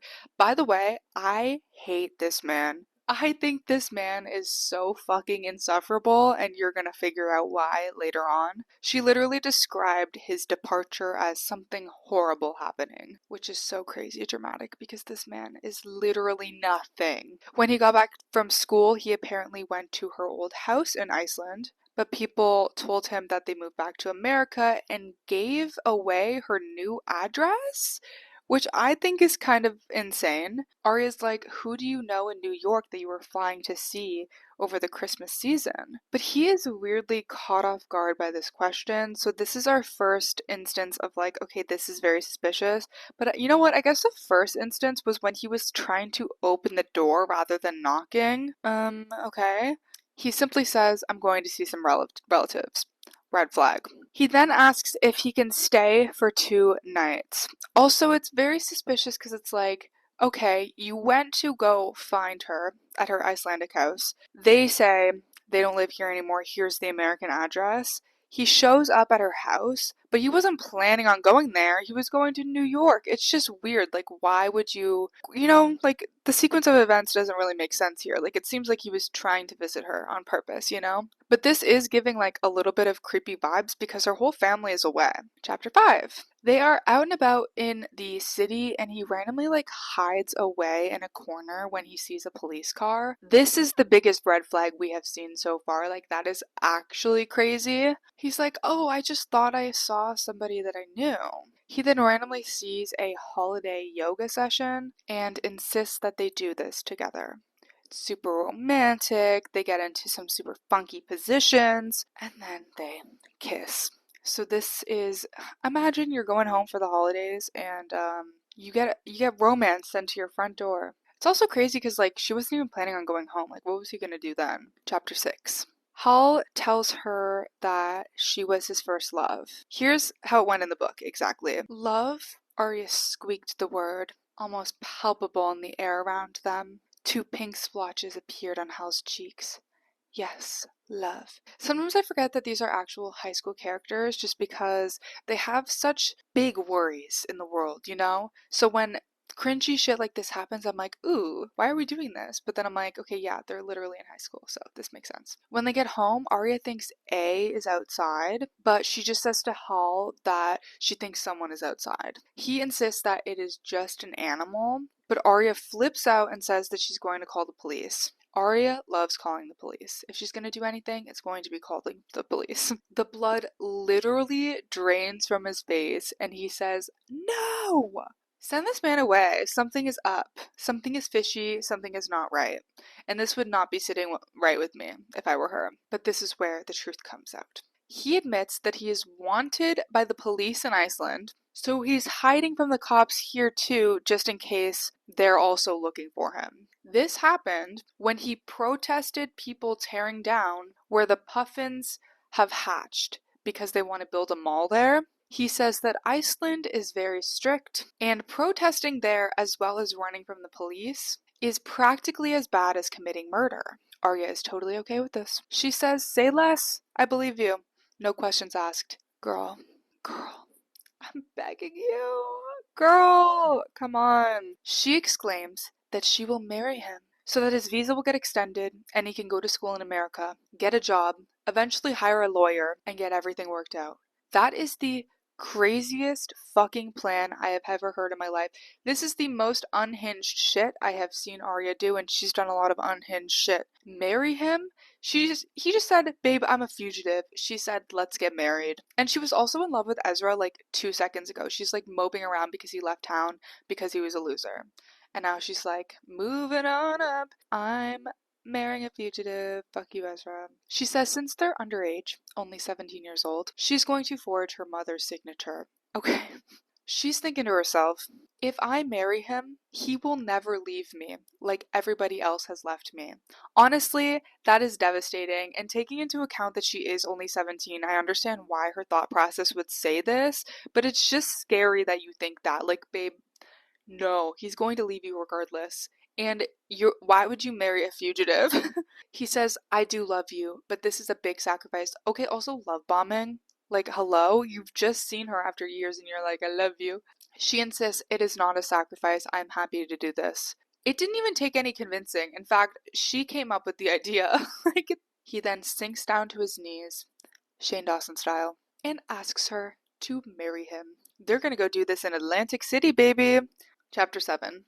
Aria says that she wants to take lots of pictures of this adventure to hang them up in her room to remember the occasion. He laughs and says, "Your room? Won't it be both of ours once we're married? Or do you expect me to live somewhere else?"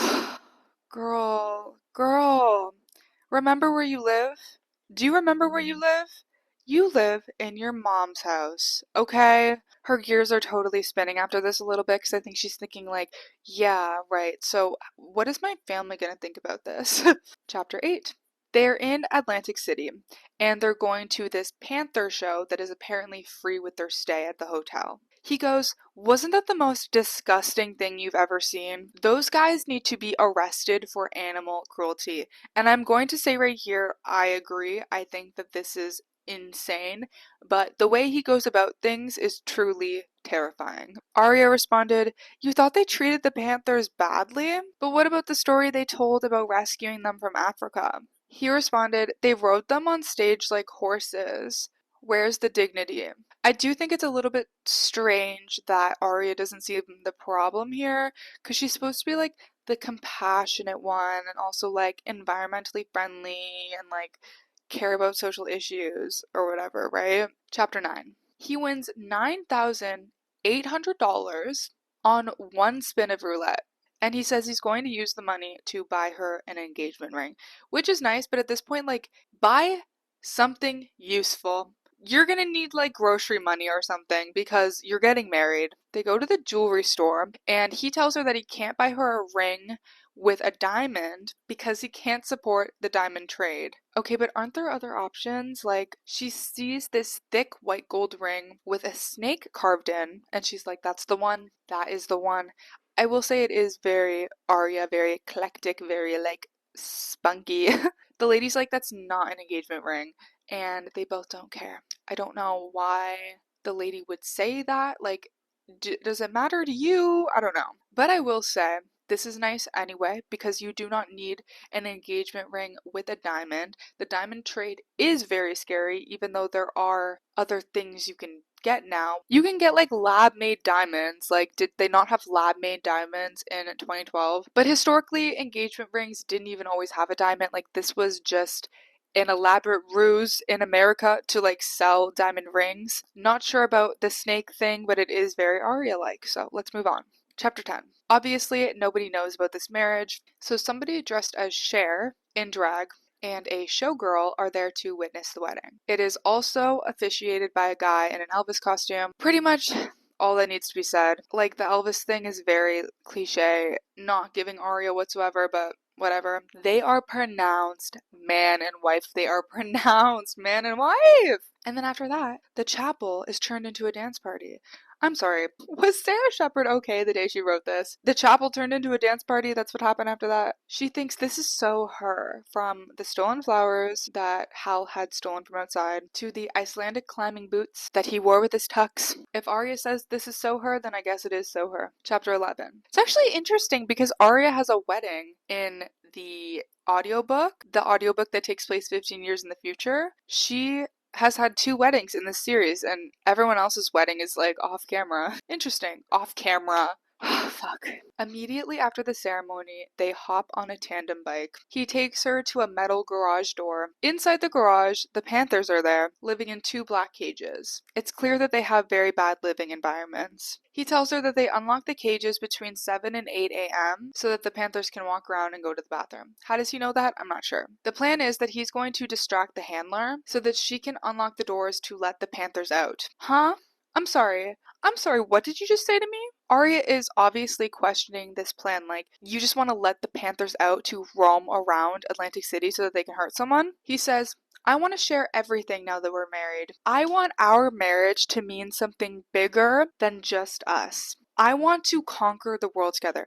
Imagine asking your new wife to go open a cage with panthers in it. Like, you're not worried about her safety at all? Get a new man. So obviously at this point, like, yeah, free the animals, but let's not literally free the animals onto the street of Atlantic City, right? Chapter 12. Aria has an Allie dream where Allie tells her that she is watching her every move, that he doesn't really love her, and she doesn't deserve to be loved because she let her die. So Aria's subconscious is saying a few things. Just a few whispers here and there. When she wakes up, she reflects on the fact that they both fell asleep before they had time to consummate the marriage. So if you were wondering about that, didn't happen. Very convenient, considering this man doesn't last very long. Wait, that's not what I meant. Okay, anyway. But she woke up alone because Hal is gone. I was saying Hall, now I'm saying Hal. Then she goes downstairs to see women on treadmills drinking amino spa. It doesn't play a more important role than that. That's simply it. They were just drinking the drink, okay?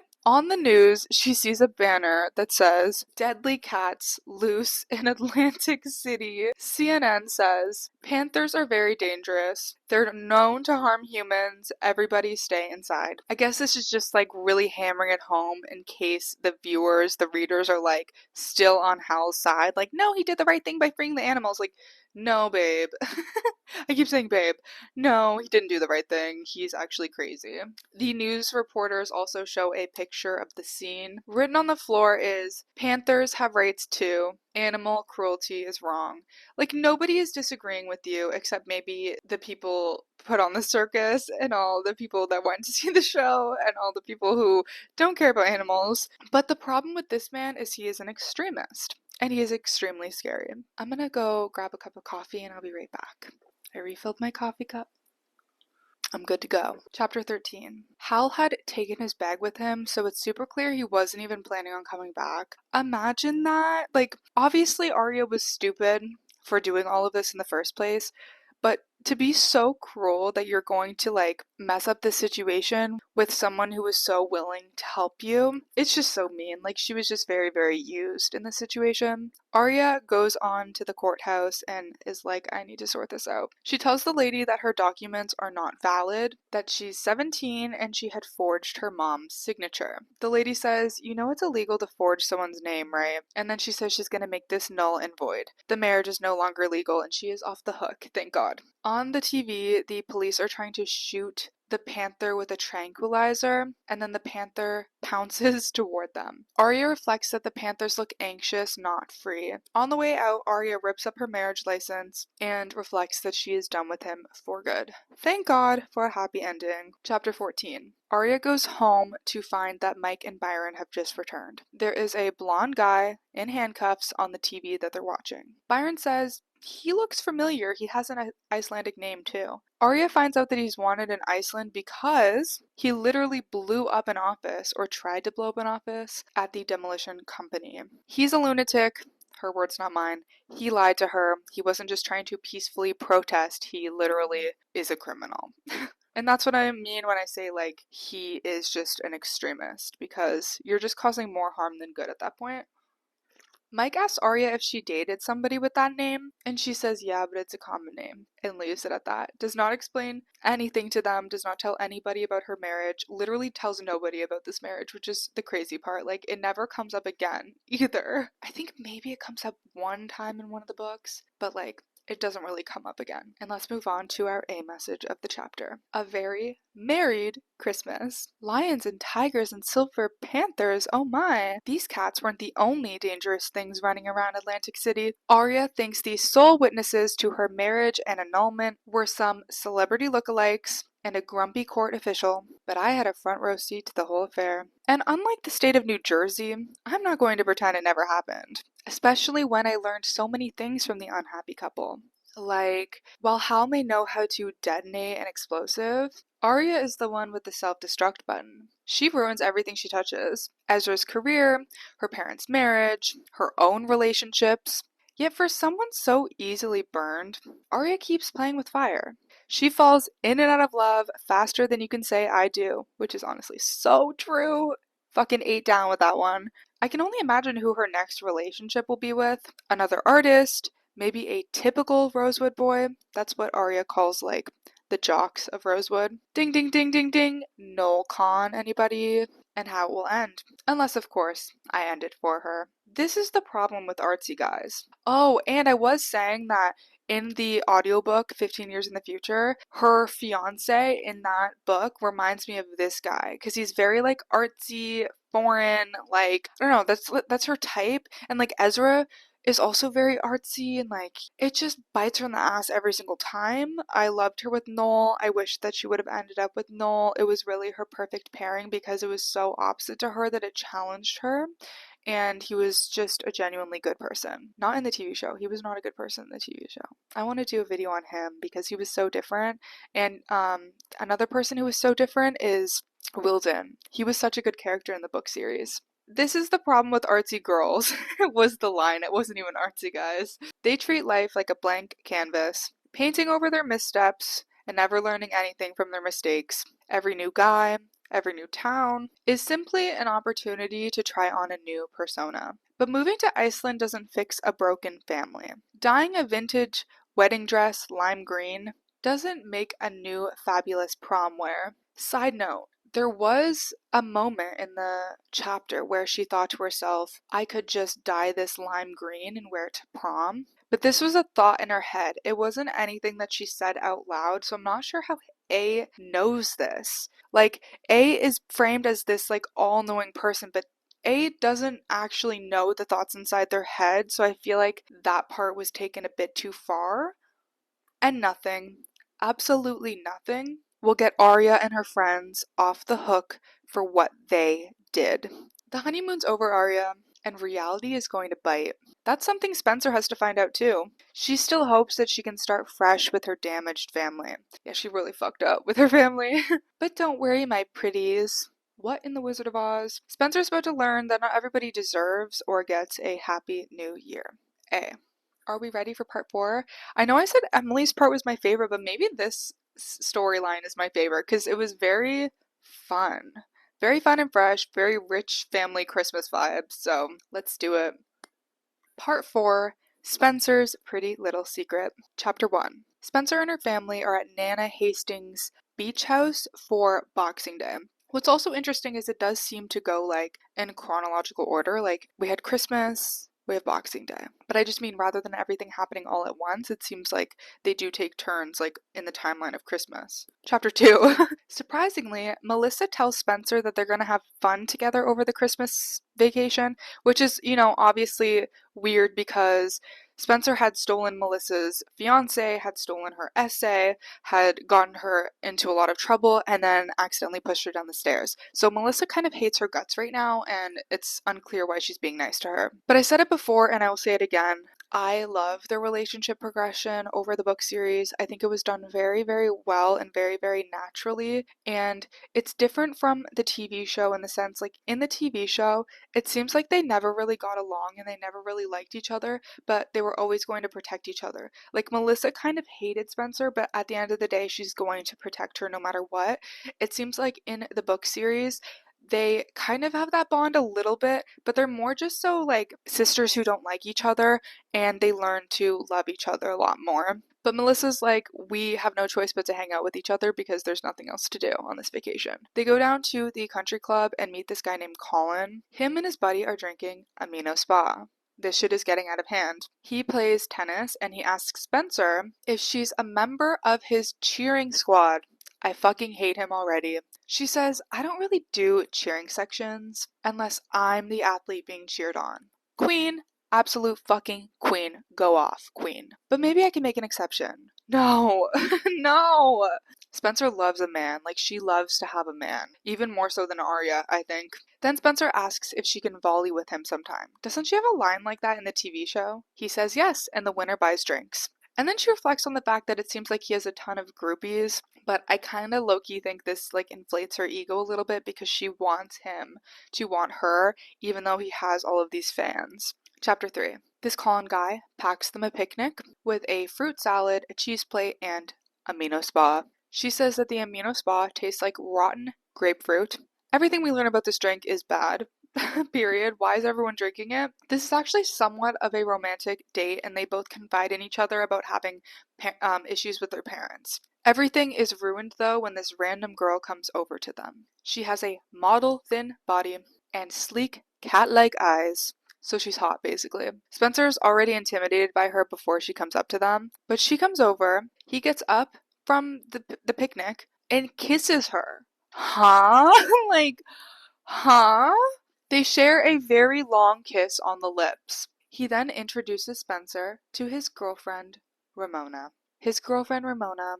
So it's like, okay, you're going to two-time your girlfriend, Ramona, or whatever, but you're going to be so out in the open about it that you're just convinced that Spencer isn't going to say anything about it and that you're going to get away with it. Sickening.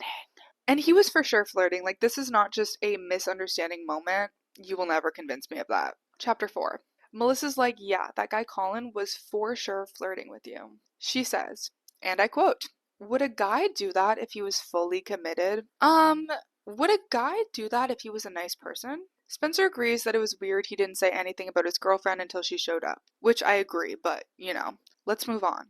Let's go find a different man. Like, hello? Let's not find a man. Let's just have some sister bonding time. Let's just have a good holiday.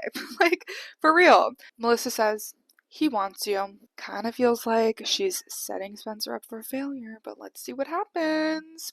And then she says, we have a couple to break up. And it's so crazy because it's framed as like, oh, she's such a good sister. She's going to get the man for her. But it's like, this isn't cute. This isn't cute. It's not cute to break up a relationship. It's not cute to want a man who has a girlfriend. It's pathetic. And it's not just mean to that girl, it's also pathetic for you. Like, this man is trash. But on the other hand, this is also very odd behavior, considering they have been fighting for months and they have never really gotten along. Chapter 5. Spencer and Melissa are at dinner when they overhear Colin and Ramona fighting. They're like in a restaurant. Here's exactly how it goes in the book. I'm going to read it to you. I think we should take a sailing lesson tomorrow, Colin was urging. Ramona pouted, her shiny lips folding into a grimace. I just want to tan and relax. Girl, I don't blame you. I love her. You always want to tan and relax. If you're not into it, I'm just going to go without you. I'm just going to go without you, Ramona mimicked, twisting her mouth unattractively. Bitch, who is saying it's unattractive? Because I swear Ramona is hot. Melissa urges Spencer to walk up to their table sexily. Yeah, let's do that. And this is what happens. I'm going to read it to you. Spencer took a deep breath and began walking a little faster. When she was a few feet from Colin's table, he looked up and noticed her. She feigned obliviousness, swinging her hips, shaking her butt, and pushing her boobs out as far as they would go. She could feel her hair lift off her neck and float behind her. She felt fantastic. And then her leg hit something hard, and she heard a loud oof. She whipped around just in time to see a waitress clamoring to rescue a tray full of steaming plates from tumbling to the floor. But it was too late. The plates slid off the tray one by one, smashing to the ground. At the exact same moment, Spencer's high heels turned, and she felt her legs buckle beneath her. Before she could even catch herself, she was on the carpet. Her legs dangled under her, her dress riding up her butt, and her elbow landing on something squishy that had just spilled. By the smell of it, it was creamed spinach. Colin and Ramona are just watching her this whole time, and they look really amused, and they're now even holding hands. So it's assumed that not only did she fail at getting Colin to notice her, she brought the two closer together. And this is karma, because you just don't do stuff like that, okay? Chapter 6. Melissa and Spencer decided to take sailing lessons together. Melissa partners with some guy named Merv, leaving Spencer and Colin together. Wink wink. They have another heart-to-heart. Things seem to be going well. Not sure why she wants him, but I digress. Colin shares that Ramona and him are a bit complicated. And Spencer shares that her and her last boyfriend used to fight all the time. She's talking about Andrew Campbell here. He says, I can't imagine someone wanting to fight with you, Spencer. You seem so easy to get along with and so full of life. We are full circle with the love bombing. This is crazy. I wish Ramona had your sense of adventure. Biggest red flag I've ever heard. Bigger red flag than that Hall guy. Why would you want to be with someone who has a girlfriend and talks shit about her and makes you seem like you're much better than her? You know exactly what he's gonna do to you? The same fucking shit, probably worse. Chapter 7. Spencer's mom admits that she's been fighting with her husband, so they've been really weird with each other this entire trip. This is actually something that does mean something to the rest of the series. This is the only thing that really matters, in my opinion, when it comes to this book. She also admits to Spencer that she wants to press charges on Ian for psychological damage, and that her husband, Spencer's dad, thinks she's crazy for doing this. But apparently this isn't even what they were fighting about. They're fighting about something else. So at this time, Ian was like the main suspect in Allie's murder. I want to do a whole story on Ian's arraignment and like all the evidence that was against him and what happened to him. Because it's similar to the TV show, but it's a bit different. Side note, but she is wearing blue leggings with pockets. That was mentioned. Spencer and her mom go out shopping and run into Jessica, who is Allison's mom. Spencer's mom is also acting really stressed about this, which is very suspicious because they've been friends, or not friends, but like they've known each other for years. Chapter 8. Spencer's dad is also acting very mysterious, being on his phone a lot. Spencer is then prompted to remember 5th grade, where she saw Allie's mom and her dad talking in the hallway of a school dance. At the time, she felt weird about it, but she just put it out of her mind forever and hasn't remembered it until this moment. See, this is the only timeline that actually brings up important stuff that we might need to know for future books. Like, this is juicy. This is interesting to me. Spencer also overhears another conversation between Ramona and Colin. She says, we've been dating for over a year now and I've never seen your apartment. The red flags are actually overwhelming at this point because that's crazy. Later on, Spencer and Colin find each other at the water and they're having a conversation in which he finally feels like he figured something out, like about his relationship. He leaves to go solve his problem, and we're guessing like maybe go break up with Ramona so that he can be with Spencer because they've been having such deep, wonderful talks together. Spencer is excited, thinking that this is exactly what's going to happen. Chapter 9. Spencer goes back to the beach house and she starts like talking to Melissa, begging that she wants things to stay forever like this. She wants them to be super close and not fight anymore. Melissa doesn't really say anything at first, and then Colin shows up. This is honestly really heartbreaking. Anytime Melissa kind of like fucks over Spencer, it's really heartbreaking, but then you have to think of like all the bad stuff Spencer has done to her, and like I would probably hate Spencer too, but I just love them so much as a duo that and as a sister, it just really hurts my heart a lot when this kind of thing happens. He exclaims at the door that him and Ramona broke up. Spencer is overjoyed at this news, obviously, but she is flabbergasted when he walks right past her and goes up to Melissa. And this is what I'm saying about Melissa fucking her over and being like, two-timey. Melissa says, really? So they're together, I guess? Like, where did this man find the time? Like, when was he talking to Melissa? Because, like, he has a girlfriend, he has Spencer, and he also has Melissa. Like, what's going on? She runs upstairs to go fix her makeup. Spencer also runs upstairs to go talk to her and sort this out because at this point she's just really confused about what's happening. But Melissa has a really nasty smile on her face. She says, everybody knows, if you really want a guy to notice you, just pretend he doesn't exist. I never forgave you and I never will. So clearly Melissa, put Spencer in the wrong direction because Spencer was doing too much and obviously guys aren't gonna like that. Whatever. So she says. But I still don't understand how this thing happened with Melissa. Like, she just never talked to him. And so he was like, I'm gonna break up with my girlfriend for you. Like, what was said, what was done? I'm not sure. Chapter 10. Spencer talks to her mom about what happened, like literally tells her the whole story, but fails to tell her that Melissa was the girl who did this to her. Not knowing this piece of the puzzle, her mom encourages Spencer to go get what she wants, which I also think is insane. Like, nobody is telling her that this guy doesn't matter and just to not do anything. Like, why are we encouraging this behavior from this man? Like, it's just some game that needs to be won. It's really weird. She also notes that it feels like her mom is talking from experience. Chapter 11. Spencer goes up to Colin and Melissa on the beach and says there's an article about Ian, her boyfriend, but they both ignore her. So yeah, I'm pretty sure Ian and Melissa are still dating at this time, but Ian's like in jail. Some kid asks Spencer to pat his fake jellyfish, and then she remembers that Melissa was stung by a jellyfish years ago and had to pee on herself and wants to scare her. The kid will only let her borrow this fake jellyfish if she gives him a kiss. So she goes to give him a kiss on the cheek, but he turns his head last minute to kiss her on the lips. Giving 80s sitcom, giving really creepy, giving wasn't necessary, but okay. She then floats the jellyfish into Melissa's direction, but Colin just pulls it off her like it's nothing. Chapter 12.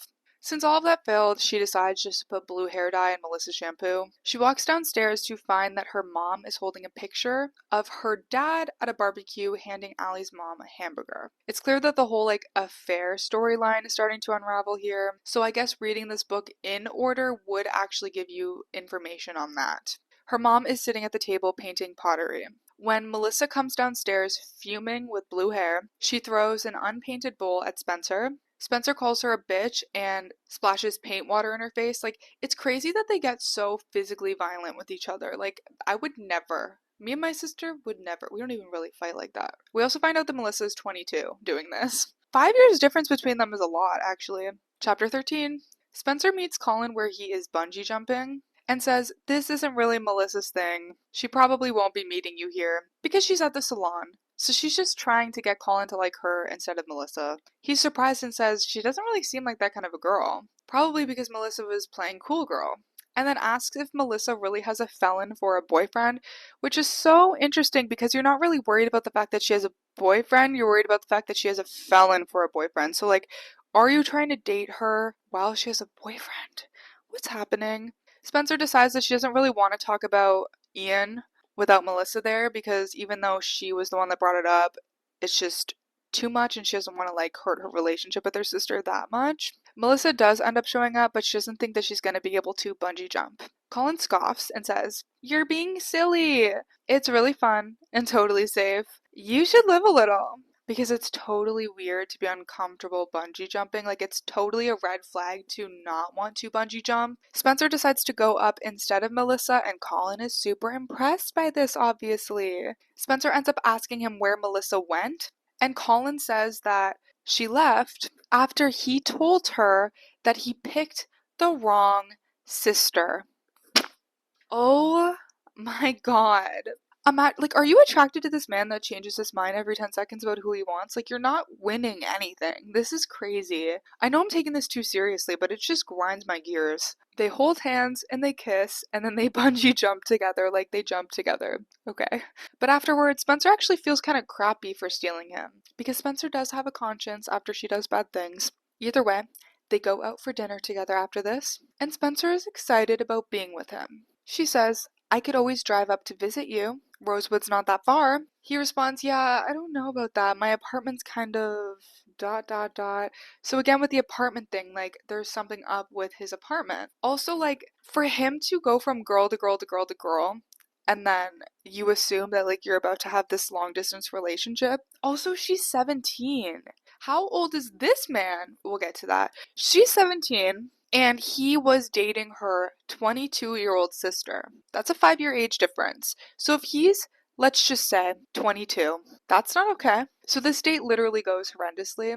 I'm just going to read you some stuff from the book to explain this. Colin launched into a story about a tennis match that had gone into 7 break points that lasted until Spencer speared the last bit of crab onto her fork. She laughed and groaned at all the right places, then tried to tell a story about when a field hockey game had gone into sudden death overtime, but Colin was so enthusiastic that he kept speaking right over her. Yeah, he was so enthusiastic. I've literally had dates just like this. The waitress appeared. Any dessert for the lovebirds? Spencer opened her mouth to ask for some coffee and a menu, but Colin jumped in. I'm afraid not, he said quickly, checking his phone. Spencer struggled to smile. We'll take the check, Colin interrupted. So at this point, Colin goes to the bathroom. The waitress drops the check off, and Spencer leaves it where it was, crooked in the center of the table, slightly askew towards Colin's place. It's been a while. There's still no sign of him. So she's like, hey, maybe we were supposed to meet back where we met earlier, outside the front of the building. The waitress looks at her sympathetically, like, oh, your man left you with a check. But she brushes it off and pays for the bill. When she goes outside, she does see Colin, but he's looking at a woman in her 30s. This woman says, say hi to Daddy, Brody. She has a baby. Colin then sees Spencer, waves her over, and introduces her to his wife.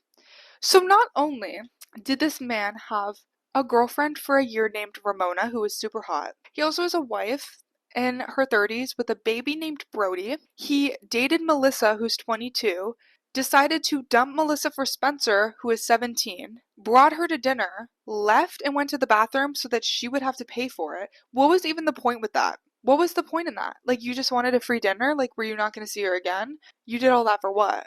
You did the whole, like, switching sisters thing for what? Not only that, but he is going to introduce Spencer to his wife, like, as if he's not cheating on his wife, and, like, Spencer doesn't know about the last 3 women he's been with when he has a wife? Is he not embarrassed? Is he not stressed out about this? Is he not worried? He says that he's been giving Spencer tennis lessons to explain it to the wife. And we're just assuming that Spencer isn't going to say anything to the wife. She doesn't. She should have, but she doesn't. Spencer had assumed that he was just out of college, meaning around 22, around Melissa's age. But in this lighting, all of a sudden he looks really old now. Chapter 15. Melissa says, you found out Colin had a wife, didn't you? Crazy revenge, honestly, because she already knew about the wife. She also shares that he's not ranked 92nd in the world at tennis like he said he was, but 800 something. Spencer says, but he's in the Masters category. And Melissa says, that just means he's over a certain age. He's 33. Where do I even start? Okay, first of all, Melissa dating him is weird because he's 11 years older than her. But Spencer is 5 years younger than Melissa. This man is 16 years older than Spencer, but not only is it crazy age gap, she is 17. She is underage. So this is literally a crime at this point. Like, this is quite literally a crime. So not only should they have called the police, they should have told the wife, they should have told the girlfriend, Ramona.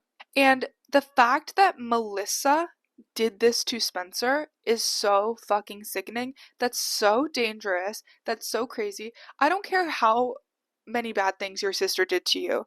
To send your 17-year-old baby sister to go date this creepy 33-year-old who you know is not only just going to fuck her over, is literally 33 and creepy and could do bad things to her. Yeah, no. It's a no from me. Like, I love Melissa. But I don't think the gravity of the situation really registered in my brain until this very moment. I just think our teen books in the early 2000s go a little too far with the age gap romances. Like, you think Ezra and Aria are bad? Like, this is bad. This is really bad. But both agree that they're going to make him pay. So it's a bit unclear, like, when Melissa found out about the wife, but she still let Spencer find out on her own, which is unforgivable in my opinion. Chapter 16. So they find amino spa in his bag, naturally, and they put stolen Viagra in there from Nana's drawer. Yeah, there was this whole like side plot situation happening where like Nana has all these like men that she sleeps with, which is kind of iconic. As he's playing, he keeps glancing down at his crotch. He's playing tennis, by the way, obviously, and starts missing shots and playing really badly. It's super clear to the girls that their plan totally worked. And everyone else in the stands are noticing as well. Something weird is happening. Chapter 17. In the final chapter, Spencer hopes that her and Melissa will get better with time, and I agree. I do like how they have this bonding moment at the end, but I think we could have done it in a less illegal, scary way. But their relationship does get better with time, so at least she wasn't two-timing the two-timing, you know? Like, at least that part was genuine. But let's wrap this video up with our final A message. Happy New Year to me. Now that I've done all my sightseeing, my holiday bliss is complete, and my, have our pretty little liars been busy. Hanna got the boot from boot camp. Emily bribed a cop. She didn't even bribe the cop, she blackmailed the cop. Aria got married to an eco-terrorist, no less. And Spencer, well, let's just say she really knows how to get a guy's, blood pumping. Poor Spence. What she wants most in the world is a family who doesn't hate her. A sister who will help her get a guy without stabbing her in the back. Parents who will listen to her problems and always be there for her. Little does she know there's a reason why they treat her like an outsider. This was a crazy part of the series. Her flawless family isn't nearly as perfect as it seems. No, her family has the craziest and biggest secrets. In fact, the Hastings have some huge secrets. And who better to tell Spencer than moi? But as exciting as these holiday jaunts have been, my fun is only just beginning. My grand plans will make Mona's peeping Tom act look more amateurish than Aria's DIY knitted bras. That's honestly true. Second A does go crazy. Thanks to me, Hannah's about to fall so far down the food chain, she'll never be able to claw her way back up. Aria's love life is about to get a whole lot messier, if that's even possible. Emily will break her mother's heart into a million pieces. Spencer will destroy her family once and for all. And soon enough, Allie won't be the only one in Rosewood to die tragically and too young. Okay, that's actually scary. Sound harsh? Well, what can I say? These bitches ruined my life. Oh, it's personal. And I believe in an eye for an eye. Or in my case, their lives for mine. So who am I? XOXO, Gossip Girl. You'll know soon enough. Who's you? Like, are you speaking directly to the audience? Are we breaking the fourth wall? But until then, I'm the shadow in the window. I'm the whisper in the wind. The nagging feeling that someone is watching, waiting. Spencer and her friends can resolve to be good this year, but I'll be there to help them stay their sinful selves. Buckle up, ladies. If I have anything to say about it, this new year will be your last. Wow. Wow. That is the end of all the secrets. I had so much fun filming this video. I hope you guys liked it too. Let me know if you knew about this book because I wasn't aware of it until I got the whole series when I was in high school. And this was really fun because I always love a Christmas special, and I think we so rarely have like a Christmas special in a book form. And I also really love when authors switch it up and do something different like this. I do wish we had a little more holiday vibes. I feel like it wasn't super Christmassy or anything like that, other than Emily's chapter. The amino spa thing to me is a bit of an enigma. I'm not really sure what its purpose was. If you have any theories, leave them down below. But yes, that is all from me and all from Pretty Little Secrets.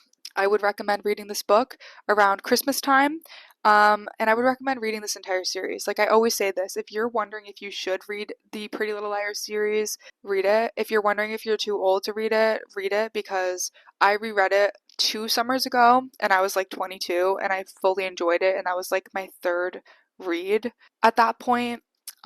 It's just so nostalgic. It doesn't get old. If you're not focused on the writing, you're gonna like it because the plot, the storylines, and the characters are what we're here for, not like super dramatic, good literary fiction type writing, you know? So this book could go on your TBR for next Christmas, and I hope that you have such a beautiful Merry Christmas and you spend it with your friends and family. I love you so much. My next video is going to be my new moon vlog, so you have that to look forward to. It's going to be a long one as well, and I love you so much. Goodbye.